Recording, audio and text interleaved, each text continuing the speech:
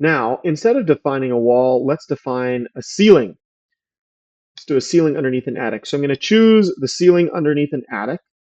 Sometimes when you choose a different option from this drop-down menu, it still mistakenly shows the wall information. If you just play around with this, maybe go back to wall, go back to ceiling, then the proper one should show up. So if I want to define a ceiling underneath an attic, I can just input the components here. So let's say I have 1/2 inch gypsum interior finish, 2x4 trusses at 24" on center, and R50 framing. Now, obviously, R50 insulation.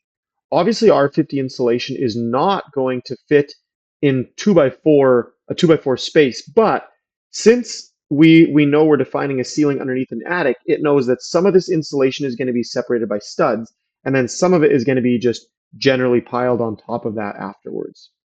If I want to save that as ceiling ID 3, I can type this, and then I can look over here at our summary table, and I can see that the effective R value of our ceiling is 49.85. So let's click Save,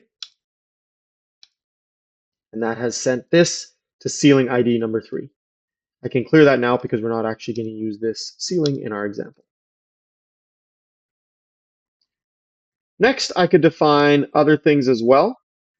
I can define exposed walls, shielded walls, foundation walls, ceilings under attics, vaulted or flat ceilings, scissor ceilings, exposed floors, shielded floors, or header only. For example, if I want to do a shielded floor, I can choose my interior finish. Maybe it's rubber and carpet. Carpet rubber underlay. My framing, let's say, is 2x10 at 16 on center with R24 insulation and 1/2 inch gypsum sheathing. That would be like a floor over a garage with drywall on the roof of the garage or on the ceiling of the garage. And then I could save this as floor ID 1 and press save. And now we've saved that to floor ID 1. Again, I'm going to clear this because it's not an actual floor that we're using.